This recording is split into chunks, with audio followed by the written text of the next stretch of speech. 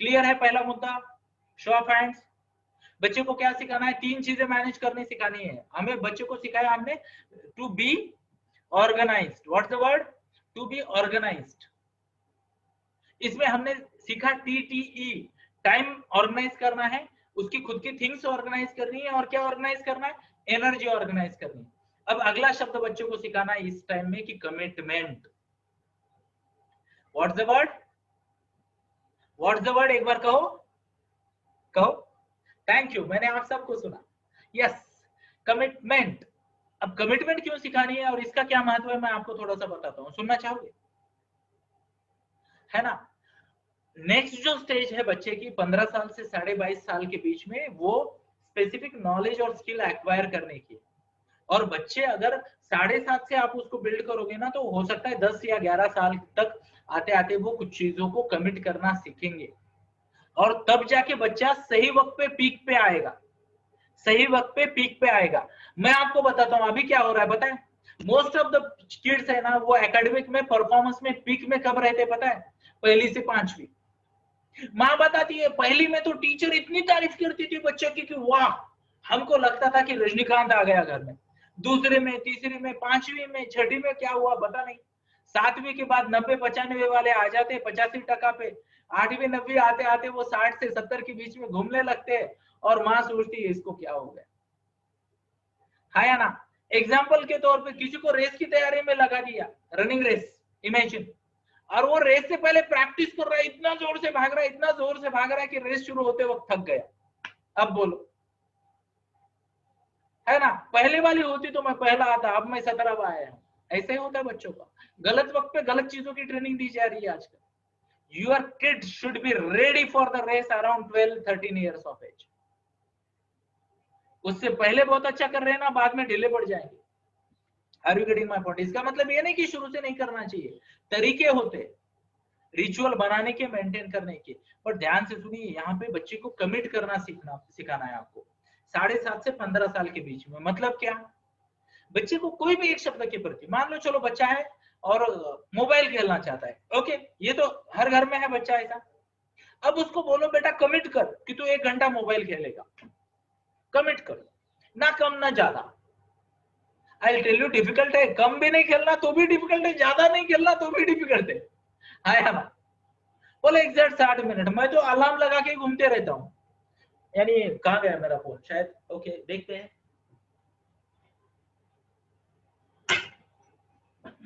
मैं आपको लाइव में दिखाता हूँ, है ना?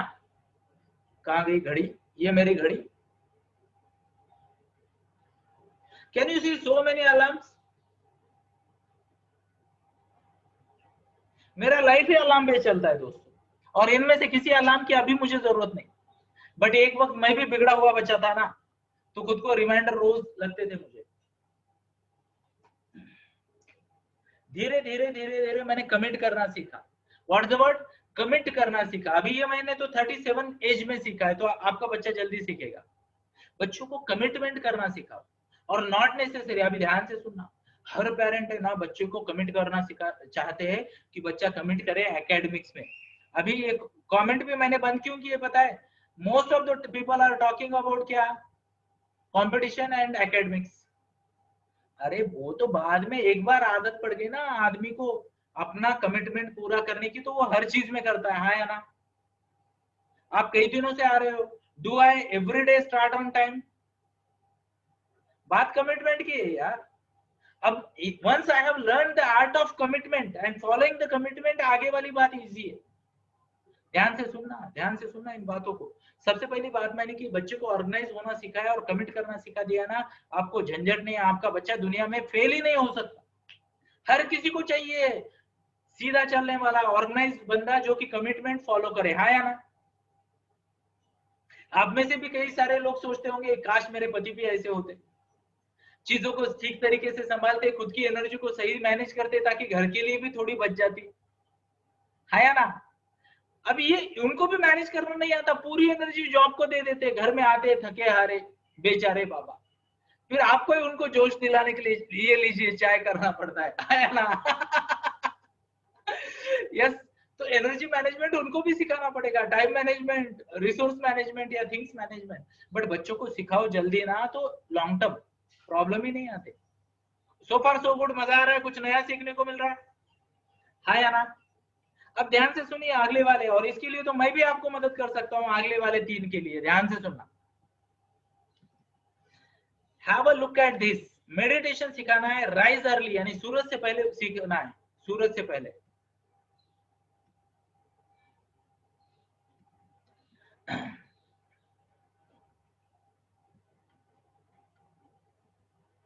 ओके, किसी ने एनोटेशन का गलत उपयोग कर लिया, ये अच्छी बात नहीं है। अगर आप पेरेंट हो तो ये आपको शोभा नहीं देता, और अगर आप बच्चे हो तो आप इस सेशन में नहीं होने चाहिए। और अगर आप पेरेंट हो पर बच्चे जैसा दिल है आपका, तो मैं आपको माफ करता हूं। ओके, तो ध्यान से सुनिए इन 3 चीजों की तरफ। Meditation, rise early and plan your day. ये 3 चीजें अगर आपको आपके बच्चे को सिखानी है ना, ध्यान से सुनिए, फ्री में कर दूंगा। रोज सुबह साल भर फ्री में 5 AM क्लब चलाता हूँ। 5 AM क्लब, वहां रोज सुबह यही बातें होती है, मेडिटेशन होता है, दिन का प्लानिंग करते हैं, और सुबह उठना तो हो ही जाता है। 5 AM क्लब में अगर कोई आ रहा है तो आया ना। अब इनका महत्व क्या है दोस्तों, 1 बाय 1 सीखते मेडिटेशन। क्योंकि मैंने बोला, और ये पॉइंट का भी आखिरी पॉइंट वही है, to teach them think rationally. सही तरीके से सोचना है, शांत दिमाग से सोचना है। ओके, प्रेशर नहीं लेना है, सही तरीके से जीवन में आगे बढ़ना है। तो अर्ली राइजिंग आवश्यक है, हाँ या ना? मेडिटेशन आवश्यक है, हाँ या ना? अभी जैसे मैंने बोला, या निशा सर्वभूतानां तस्य जागृति संयमी, यस्य जागृति भूतानि सा निशा पश्यते मुने। ध्यान से सुनना, दुनिया में जो भी लोग बड़े हुए हैं ना, ग्रेट हुए, बड़ी बड़ी अचीवमेंट की है, बड़े बड़े साम्राज्य खड़े किए, उनका एक कॉमन क्या कहते हैं, आदत है, जल्दी उठने वाले। और ये लोग उस वक्त जागते हैं जब कोई नहीं जागता।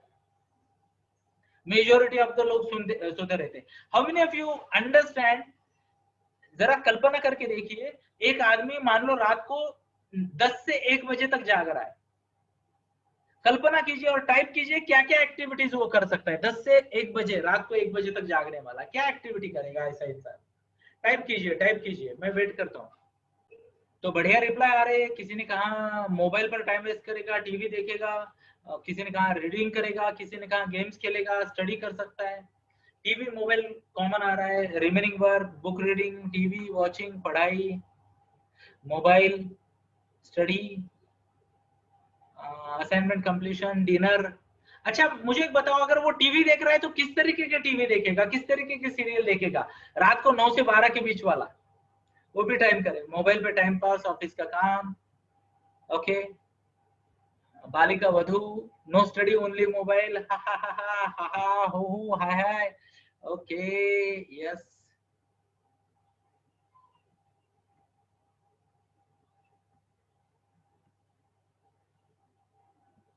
आगे बढ़ते हैं, और क्या है?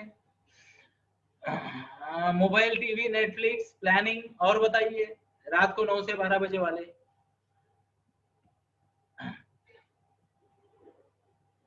हॉरर मूवी वगैरह वगैरह। अब ध्यान से सुनिए, let's go to the second round. Second round, मान लो कोई सुबह 4 से 7 जाग रहा है, तो वो क्या कर सकता है? 4 से 7 जागने वाला व्यक्ति क्या कर सकता है, या 5 से 8? लिखिए, लिखिए। Meditation, yoga, exercises, plan for the day, jogging, I love jogging, yes, exercise, day planning, day plan, yoga, study, exercise, meditation. CMM ने बहुत अच्छा example area. Introspection, wow, super word है इंट्रोस्पेक्शन, क्या बात है, अमेजिंग अमेजिंग रिप्लाई, है ना? कुसुम ma'am, जबरदस्त जबरदस्त, wonderful reply, yes. Yoga, meditation, amazing amazing. Day plan, puja, goal setting, meditation. 4 to 7 is a dream, it's not enthusiastic with to what to do. Okay, तो हमारे साथ जुड़िए, हम आपके ड्रीम को रियलिटी में कन्वर्ट कर देंगे। अब ध्यान से सुनना, have you understood, have you understood कि अगर जल्दी उठ रहा है बच्चा ना, तो most of the times it's a high energy and positive work, yes और यस। और ध्यान से सुनना, इसीलिए वर्ड नहीं यूज करते, निशाचर शब्द सुना होगा आपने, निशाचर। तो बच्चों को ये आदत डालनी है, और इसके लिए 3 चीजें जरूरी है, ध्यान से सुनना। और इसके लिए आपको रोल मॉडल भी बनना पड़ेगा, ऐसे नहीं अपने आप नहीं होगा, आपको रोल मॉडल बनना पड़ेगा मेडिटेशन में। अभी हम कर रहे हैं 21 days meditation challenge with Shri Shri Ravishankar ji Gurudev ji के साथ। जल्दी उठना है और दिन का प्लान करना है, ये चीजें सिखानी होगी। आगे वाला शब्द है टाइम यूटिलाइजेशन। तो डे प्लानिंग टाइम यूटिलाइजेशन में बच्चा अपने आप ऑर्गेनाइज होता है, जो पहला मुद्दा जिसपे मैंने इतनी बड़ी बात की, ये सब इंटरलिंक चीजें है ना। बट इन आदतों की वजह से ना इंसान का चरित्र बनता है, इंसान का चरित्र बनता है, वो जीवन में आगे बढ़ने लगता है। तो बहुत मजा आएगा दोस्तों, बहुत मजा आएगा। Are you getting my point? तो ये आदतें लगानी है। अब ये आदतें लगाने का एक ही तरीका है, ध्यान से सुनना। मुझे 2.5 साल लगे छोटी बच्ची को सुबह उठाने में, और बड़ी बच्ची को उठाने में भी मुझे 4 महीने लग गए। But I was consistent. मैं रोज सुबह उठता था, मजा करता था, फ्रेश दिखता था। वो ऐसे आती थी और मैं ऐसे यस। फिर वो मुझे पूछती थी पापा आप इतने एनर्जेटिक कैसे, ये कैसे? मैं उसे बोलता था, मैंने उसे ये डायलॉग ना 6 महीने सुनाया। बेटा बोला भाग्य उसी का जागता है जो सूरज को जगाता है, भाग्य उसी का जागता है जो सूरज को जगाता है। तो उसने बोले कैसे कैसे? मैं बोला ये बताने वाली बात नहीं, एक्सपीरियंस करने वाली बात है। और ध्यान से सुनना दोस्तों, it's almost a year now today. वही बच्ची जो 8 साढ़े 8 बजे उठती थी, सुबह 5 से पहले 4:30 को उठती है, 5 AM रूटीन करती है। और मैं आपको बड़ी ही विनम्रता के साथ और थोड़ी सी प्राउड फीलिंग के साथ भी शेयर करना चाहूंगा कि वो भगवत गीता पे उसका बुक आने वाला 31 अक्टूबर को पब्लिश हो रहा है। She is going to be one of the youngest क्या कहते हैं डॉटर्स ऑफ इंडिया जिसने भगवत गीता पे किताब लिखी हो। 15 साल की उम्र की है दोस्तों, इमेजिन। आसान नहीं है, आसान नहीं है ना। अब क्या होता है, भाग्य उसी का बदलता है जो सूरज को जगाता है ना। बट पेशेंस रखना पड़ेगा। What's the word? पेशेंस रखना पड़ेगा और खुद को गोल सेट करना पड़ेगा। ध्यान से सुनिए, मैं 4 बजे उठता हूँ, 3:45 को उठता हूँ रोज, और ये मैं 2 साल 3 साल से कर रहा हूँ, तब जाके बच्चे अभी देख रहे हैं। तो आपको भी वो करना पड़ेगा। And thank you everyone for the blessings. I will convey your blessings to Nisha. Yes, आगे बढ़ते। Thank you, appreciate everyone. धन्यवाद, बहुत बहुत बहुत अच्छा लगा, थैंक यू। अभी ना यहाँ पे मैं थोड़ा सा भटकने की कोशिश करूंगा।